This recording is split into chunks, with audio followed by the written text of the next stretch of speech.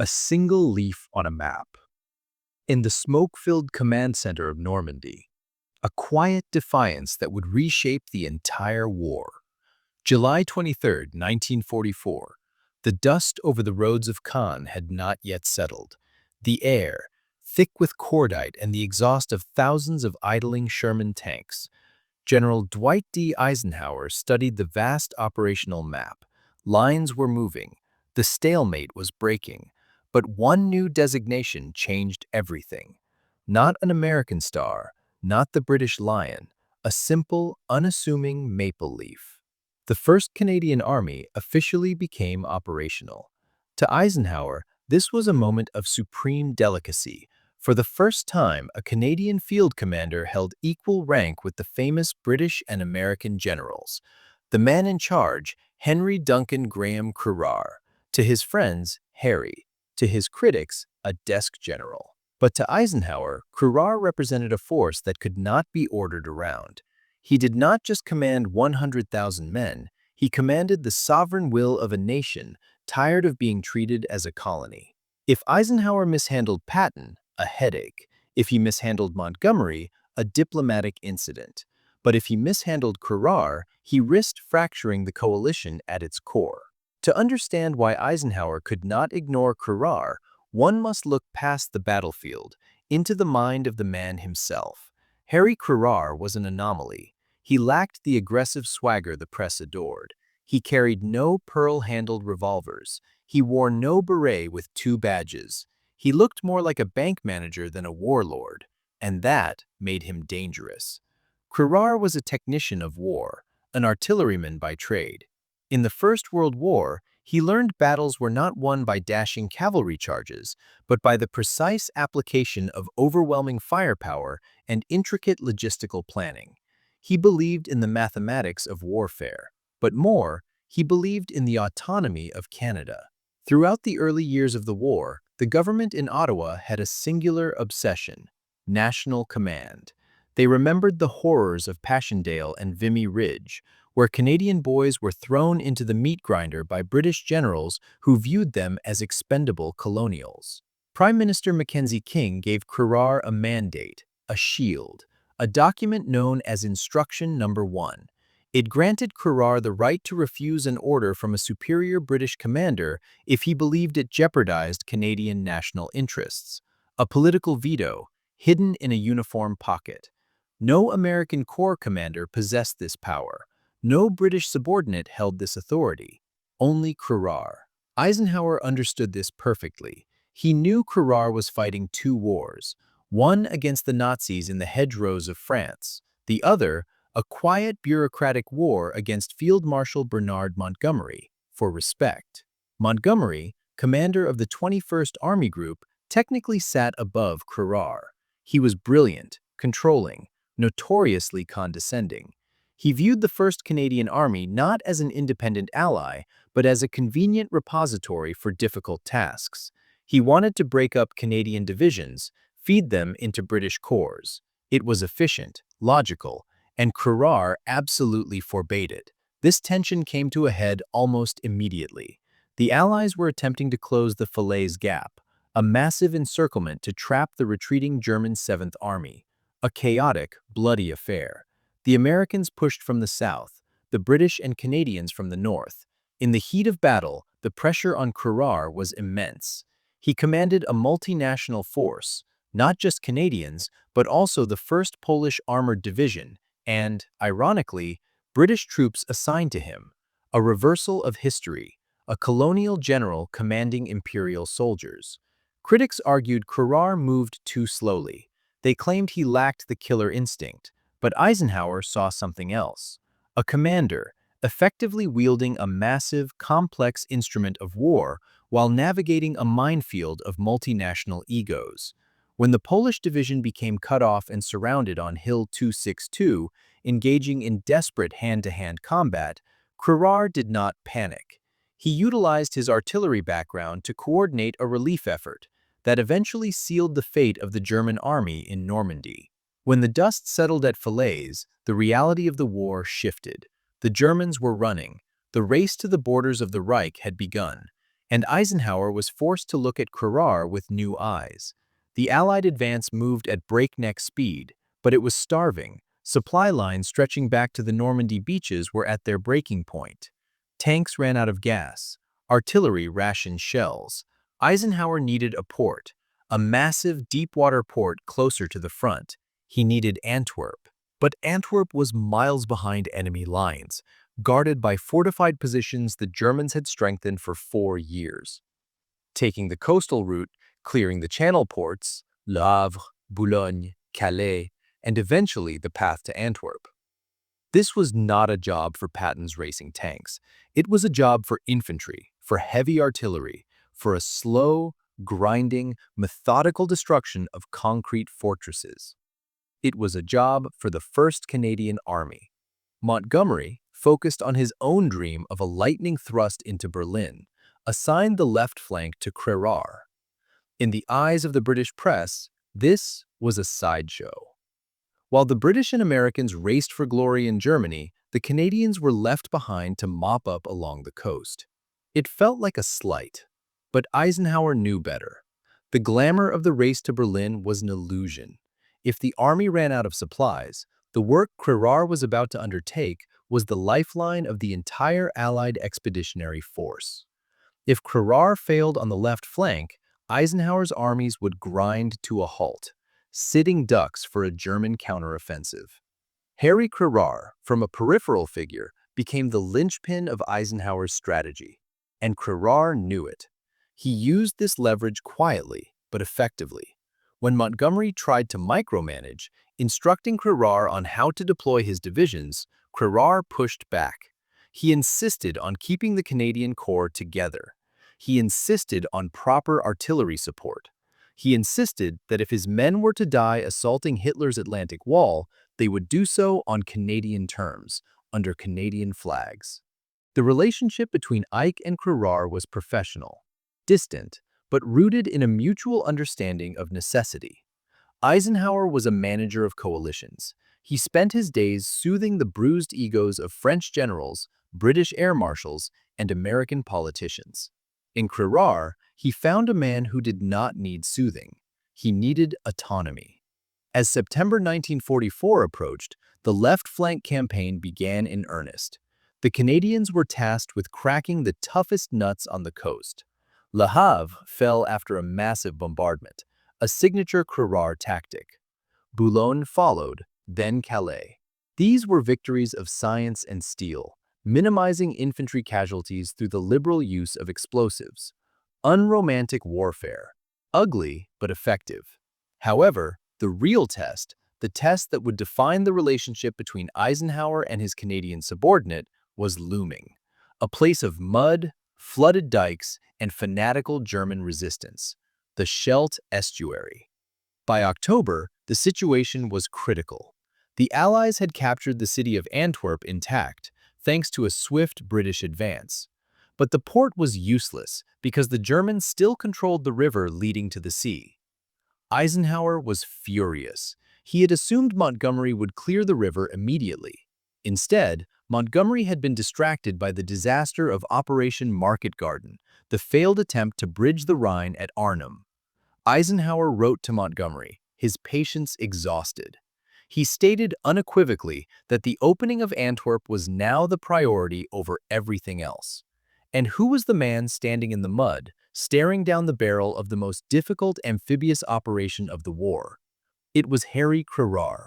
Suddenly, the desk general was the most important man in Western Europe.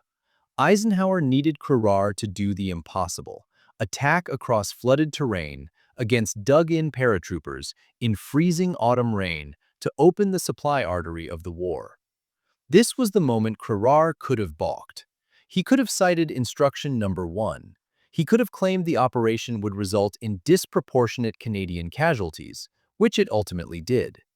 He could have demanded American or British divisions take the lead, but he did not. Instead, he leveraged the moment. He demanded resources, he demanded air support, and he demanded that the 1st Canadian Army be given the credit it was due. He forced Eisenhower to acknowledge that the road to Berlin did not go through Montgomery's headquarters. It went through the Canadian sector. As the gray skies of October closed in, the stage was set for a brutal confrontation. Not just between the Canadians and the Germans, but a test of wills within the Allied High Command.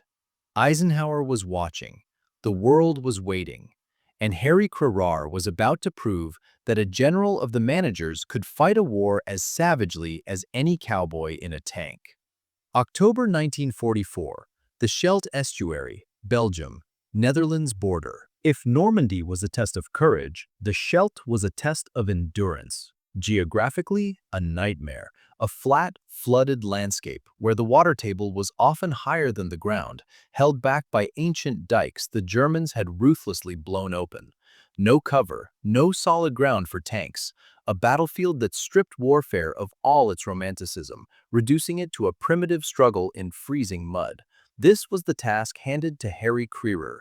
While the world's eyes were fixed on the Americans pushing toward the Rhine, Crerar's 1st Canadian Army was given the job nobody wanted. They were dubbed the Cinderella Army, always doing the dirty work while the others went to the ball. But Eisenhower was not looking at the Rhine. He was looking at his supply ledgers. The port of Antwerp was the prize. Without it, the Allied advance was dead in the water.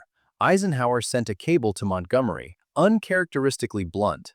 The free use of the port of Antwerp is vital to the Allied cause. I must emphasize, I consider Antwerp of first importance. The pressure rolled downhill, from Eisenhower through Montgomery, and landed squarely on Crerar's desk. This was the moment the desk general proved his worth. A purely tactical commander might have rushed headlong into the slaughter, but Crerar approached the Scheldt like an engineer solving a hydraulic problem. He understood this was not just an infantry fight. It was an amphibious operation, requiring complex coordination between the Navy, the Air Force, and the Army.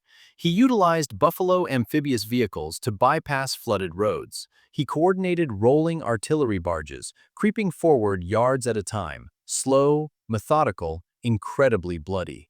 The fighting for the Walcheren Island Causeway, a narrow strip of land exposed to German fire from all sides, became legendary for its brutality. The Black Watch, Royal Highland Regiment of Canada, was decimated on Black Friday, a disaster that haunted Crerar, but he did not break. He shielded his subordinates from Montgomery's impatience. When Montgomery complained about the pace, Crerar pointed to the casualty lists and the terrain maps. He stood his ground for his men. By November 8, 1944, the guns finally fell silent over the Scheldt. The first convoy of Allied supply ships entered Antwerp 3 weeks later. Eisenhower breathed a sigh of relief. The fuel and ammunition that would power the final destruction of Nazi Germany flowed through the channel that Crerar's Canadians had opened. Eisenhower later wrote, "The victory of the Scheldt is one of the most gallant of the war." A nod of supreme respect. He knew Patton could take ground, but Crerar had just saved the entire logistics of the Western Front. February 1945, the Reichswald Forest, Germany. With the supply lines secure, the endgame began. And here the dynamic shifted again. Eisenhower needed to break into the German Rhineland. He needed a hammer blow to crack the Siegfried Line. For this operation, codenamed Veritable, the roles were reversed. The Americans would hold the line in the south, while the main offensive thrust would come from the north.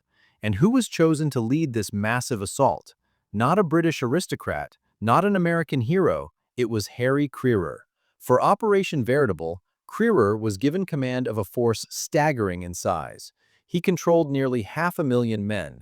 Under the 1st Canadian Army banner, he had not only his own Canadian divisions, but also the British 30th Corps, Scottish divisions, and Polish armored units. At one point, he commanded more British troops than Montgomery. It was the largest army ever commanded by a Canadian field officer, the vindication of Instruction Number 1. The Canadian government had wanted their general to sit at the big table, and now he was at the head of it.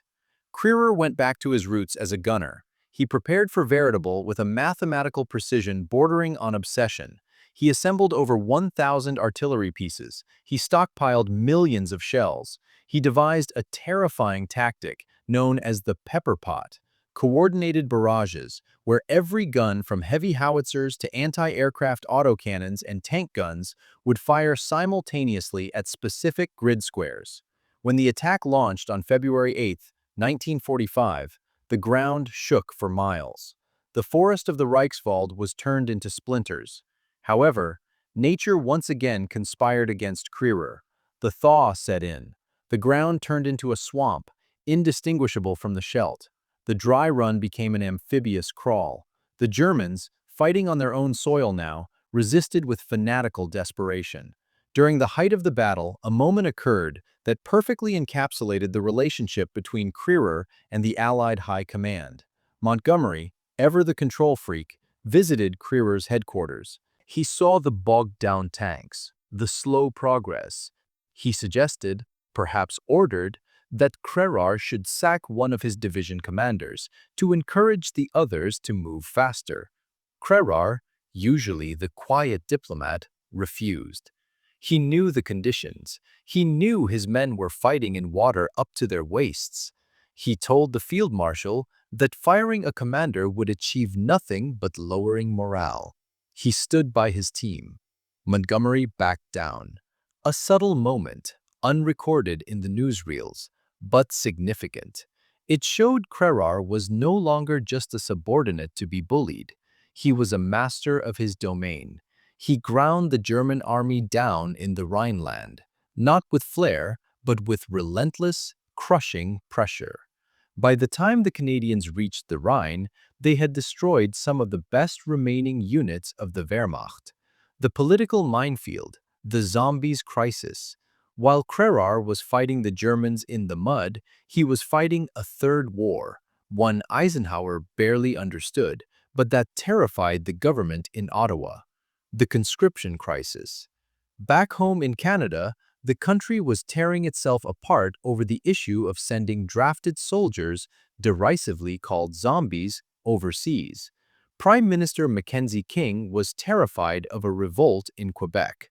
He needed Crerar to win, but he also needed him to avoid a slaughter that would force the government to send more draftees.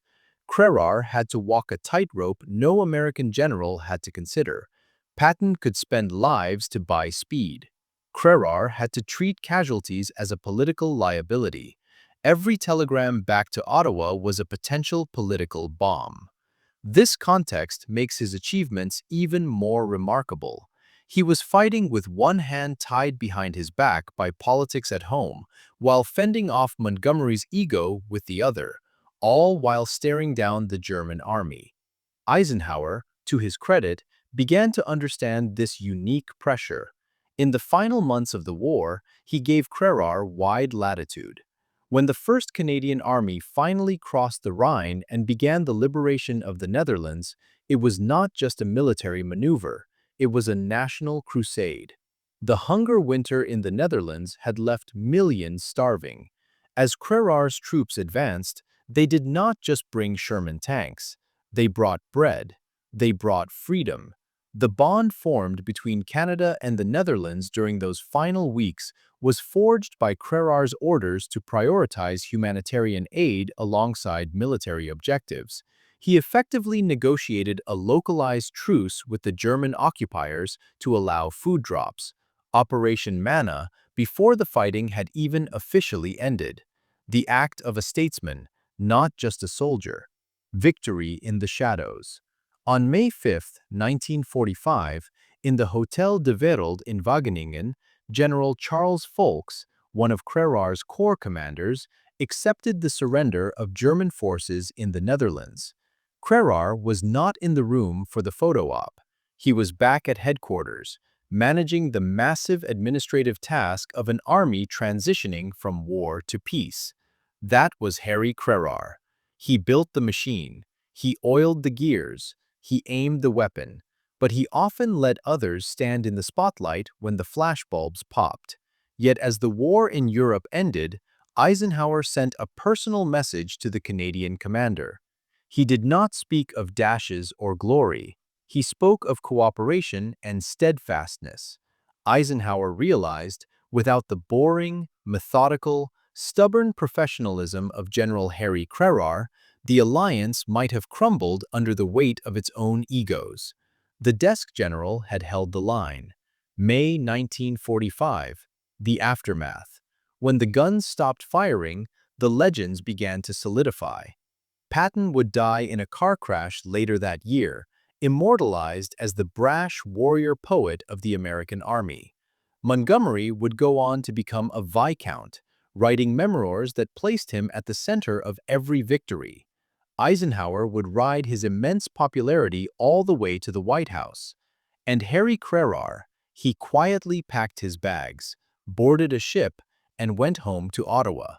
He retired from the military in 1946 and later became a diplomat. He did not write a scandalous tell-all book. He did not seek political office. He simply faded into the fabric of the nation he had helped build. This quiet exit is the main reason why today you can walk down a street in Toronto or Vancouver, ask someone who Harry Crerar was, and they likely will not know. He lacks the mythos of the great captains. No movies about him starring George C. Scott. But to judge Crerar by his lack of celebrity is to misunderstand his role entirely. The general of the managers. History often remembers the gamblers, the generals who took wild risks. But World War II was not won by gambling. It was won by industrial capacity, logistics, and coalition management. In this sense, Harry Crerar was the most modern general on the field. He was the general of the managers. He understood that by 1944, a general's job was not to lead a charge with a sword, but to ensure that 500,000 men had boots, bullets, and bread. He understood that a battle plan was useless if it alienated your allies or lost the support of your government back home. Eisenhower, the supreme manager, recognized this kindred spirit. In his final report on the war, his praise for Crerar was telling. He did not call him dashing. He called him selfless and balanced. For Eisenhower, Crerar was the bedrock of the northern flank.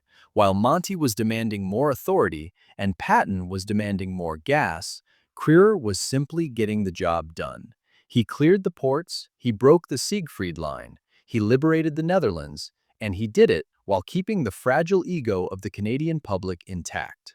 Crerar's greatest victory, however, was not over the Germans. It was over the mindset of the British Empire. Before Crerar, the Canadian Army was often viewed by London as a colonial auxiliary, a source of manpower to be used at British discretion. By the time Crerar left Europe, the 1st Canadian Army was a distinct sovereign entity that sat as an equal at the victory table. He proved that Canada could plan, supply, and execute massive strategic operations on its own terms. He did not just command an army, he legitimized a nation. When we look back at the relationship between Eisenhower and Crerar, we do not see a dramatic clash of personalities. We see something far more important: respect. Eisenhower could not ignore Crerar because Crerar made himself indispensable. He made the maple leaf on the shoulder patch mean something fearsome to the enemy and essential to the ally. Harry Crerar may have been a desk general, but from that desk, he orchestrated the rise of Canada as a true independent power on the world stage. And in the bloody, muddy reality of war, that is a legacy worth far more than a pearl-handled revolver. Now share this story with someone who believes history's quietest figures often hold the loudest legacies.